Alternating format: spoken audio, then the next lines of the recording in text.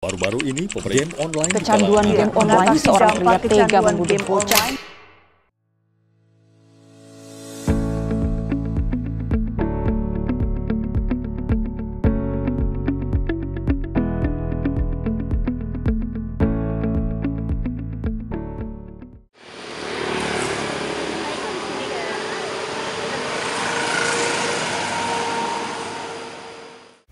Globalisasi adalah proses yang menghubungkan dunia, menjadikan batas-batas negara semakin tidak terlihat, dan membuka peluang baru bagi interaksi, inovasi, serta kolaborasi di berbagai aspek kehidupan.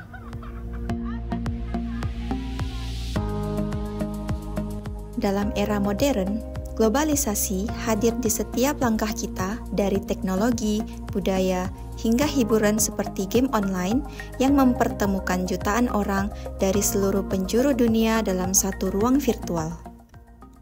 Kalau saya sendiri bermain game online itu sudah sejak lama ya, sejak dari SD tahun 2014 sampai 15-an lah kurang lebih.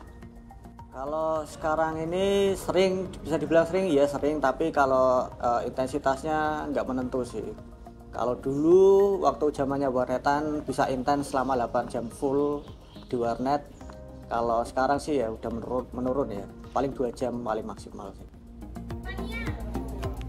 Seiring berjalannya waktu, bermain game dapat membuat seseorang tenggelam dalam dunianya sendiri, sehingga hubungan sosial dapat terabaikan karena lebih fokus pada permainan yang ada di dunia maya daripada berinteraksi dengan orang sekitar.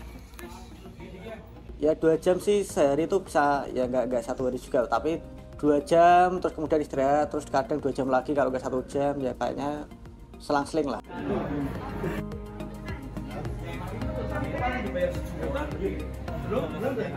Oh, kalau game online yang sering saya mainin sekarang ini adalah Mobile Legends ya. Ya awalnya dulu kan karena pandemi ya, pandemi itu kan saya waktu itu masih zamannya warnetan, tapi karena pandemi kan nggak bisa ke warnetnya juga tutup, jadinya saya main ke Mobile Legends.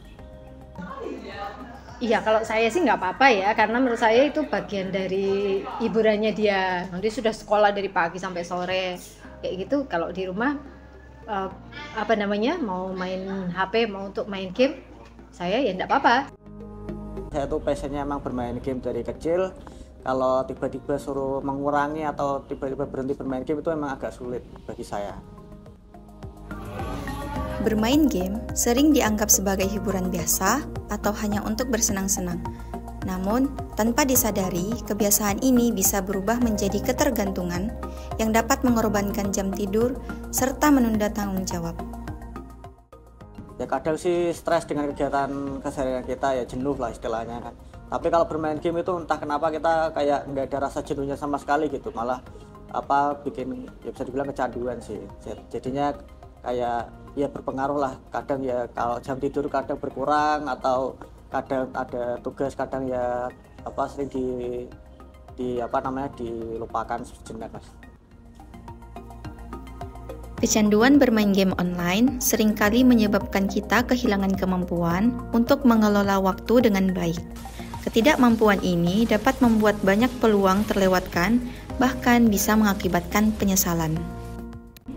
Kalau manajemen waktu, membagi waktu itu ya saya sebenarnya emang masih buruk ya untuk membagi waktu antara bermain game atau mengerjakan tugas. Tapi kalau saya itu orangnya tuh sistemnya gini, kadang tuh lebih sering bermain game dulu daripada ngerjain tugas. Kalau tugas tuh mepet-mepet aja lah, mepet-mepet deadline.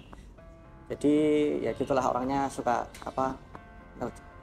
nanti dulu lah, menunda-nunda. Jadi kadang lebih suka bermain game dulu. Kalau emang sekiranya lagi santai, deadline tugasnya jauh, ya lebih memilih main game dulu aja sih.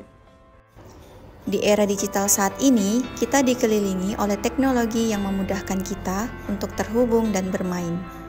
Di balik manfaat yang ditawarkan, terdapat tantangan besar yang perlu dihadapi, yaitu kontrol screen time. Ya kontrol, tapi kan kita cara mengontrolnya kan tidak ditungguin terus main gitu kan, juga nggak enak.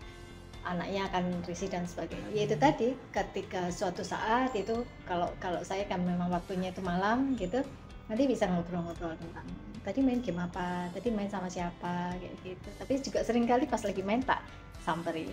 Kadang-kadang memang ada kalau misalnya game dia apa namanya kayak yang tembak-tembakan atau apa kayak gitu kan dia menjadi lebih kasar, keras gitu ya. Seperti itu biasanya langsung dimarahi, kemudian kita bilang, oh kalau kamu bersikap seperti itu pasti karena banyak ngegame kayak gitu, terus nanti dia akan sudah menyesuaikan. Dan setiap hari juga selalu dipantau, dia tahu dia kalau malam itu kita ada before bed sharing gitu ya, dia tahu mana yang toksik mana yang tidak, dia sudah tahu konsep-konsep seperti itu.